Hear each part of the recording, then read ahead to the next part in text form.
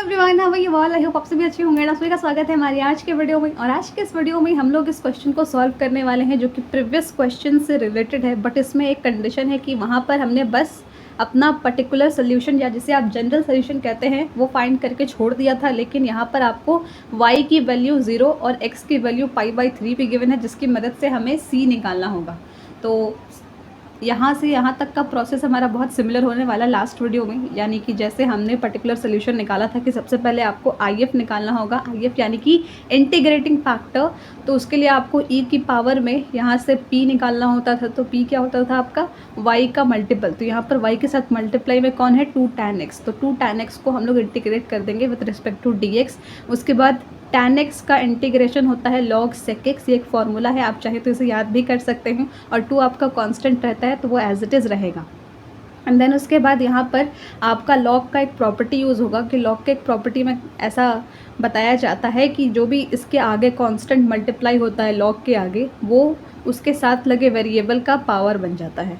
मतलब आप इसको वाइस वर्सा यूज़ भी कर सकते हैं कि अगर वेरिएबल का कोई पावर है तो उसको आप वहाँ से हटा के आगे एज अ लॉग के पहले मल्टीप्लाई के फॉर्म में भी लिख सकते हैं, या फिर अगर लॉग के पहले मल्टीप्लाइड फॉर्म में है तो आप उसको लॉग के साथ जो भी वेरिएबल टर्म है, जैसे कि यहाँ पर सेक एक्स है तो इसका पावर में भी लिख सकते हैं। तो वही मैंने यहाँ पर लिखा है। अब इसके बाद आपका एक क्वेश्चन होगा कि यहाँ पर ई कहाँ गया और लॉग कहाँ गया। ठीक है, आपने ये प्रॉपर्टी लगाई सेक स्क्वायर एक्स आ गया यहाँ पर, लेकिन ई और लॉग कहाँ गया? तो ई से लॉग कैंसिल आउट हो गया, ये आपको याद रखना है। तो ये बहुत ही इंपॉर्टेंट स्टेप है इस क्वेश्चन में। आई होप आपको ये समझ में आया होगा। तो यहाँ से हमने IF यानी इंटीग्रेटिंग फैक्टर अपना फाइंड आउट कर लिया है। देन उसके बाद जैसे कि हमने प्रीवियस वीडियो में किया था कि y इंटू में IF इंटीग्रेटिंग फैक्टर, उसके बाद जो भी आपका इक्वल टू के इस साइड वाला टर्म था उसको हम लोग Q डिनोट करते थे। तो Q यानी कि साइन एक्स को यहाँ पर लिखेंगे, उसके साथ आप इंटीग्रेटिंग फैक्टर जो भी आपकी वैल्यू आई है उसको मल्टीप्लाई करेंगे और इसका पूरे का इंटीग्रेशन करेंगे। याद रखना है यहाँ पर हमें सिर्फ इस साइड का इंटीग्रेशन करना है। जो भी आपका इंटीग्रेटिंग फैक्टर होगा उसके साथ साथ जो भी आपकी क्यू की वैल्यू होगी जो इक्वल टू के इस साइड होगी, तो उसका इंटीग्रेशन हम लोग कैसे करेंगे। सबसे पहले यहाँ पर हमें यहाँ समझ नहीं आ रहा है कि कौन सा मेथड यूज़ करें इंटीग्रेट करने के लिए, बिकॉज हमने इंटीग्रेशन में पढ़ा है कि बहुत सारे तरीके होते हैं जिसकी मदद से हम लोग इंटीग्रेट कर सकते हैं। लेकिन फ़िलहाल यहाँ पर स्टेप 1 में हमें समझ नहीं आ रहा कि कौन सा स्टेप पहले यूज़ करें।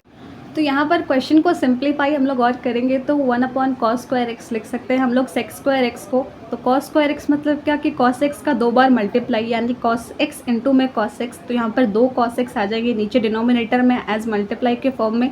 तो एक cos x हम लोग यहाँ पर लेकर आ जाएंगे इसके नीचे और एक cos x यहीं पर रहने देंगे। क्यों? क्योंकि यहाँ पर उसके बाद आपका sin x अपॉन में cos x tan x बन जाएगा, इंटू में आपका 1/cos x sec x बन जाएगा। और हमें पता है, हमने एक फॉर्मूला पढ़ा है कि इसका इंटीग्रेशन एक डायरेक्ट फार्मूला होता है, ये sec x का इंटीग्रेशन होता है। तो यहाँ पर आप इसको एज डायरेक्ट भी लिख सकते हैं।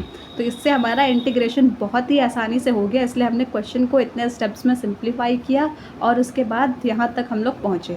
अब उसके बाद इस क्वेश्चन में जो स्पेशलिटी है कि हमें कंडीशन गिवन है y की वैल्यू 0 है, x की वैल्यू π/3 है। जस्ट उसको सिंपली यहाँ पर पुट कर देंगे और आई थिंक आपको ये याद होगा कि +c हम लोग लिखते हैं किसी भी टर्म का इंटीग्रेशन करने के बाद, बिकॉज उसी की वैल्यू हमें इस क्वेश्चन में फाइंड आउट करनी है इन कंडीशंस की हेल्प से। बिकॉज अगर सिर्फ y और x रहेगा तो उसके बाद आप इसमें वैल्यूज़ पुट करेंगे तो वो तो और सिंप्लीफाई होते जाएगा, क्वेश्चन का कोई एम बचेगा ही नहीं। इसलिए ये +c जब भी आपको डिफरेंशियल इक्वेशन के क्वेश्चन में y = 0 या x = π/3 या कोई और भी वैल्यू गिवन हो, देन आपको ये बात याद रखनी है कि यहाँ पर इसका मतलब हमें c की वैल्यू कैलकुलेट करनी है इस सब प्रोसेस को फॉलो करने के बाद। ओके, तो यहाँ पर आपके पास जो भी हमारा आंसर आया पर्टिकुलर सोल्यूशन, वहाँ पर हम लोग अब y की जगह पर 0 पुट करेंगे और x की जगह पर π/3 पुट करेंगे। तो 0 से आप किसी भी टर्म को मल्टीप्लाई करें वो 0 ही आता है।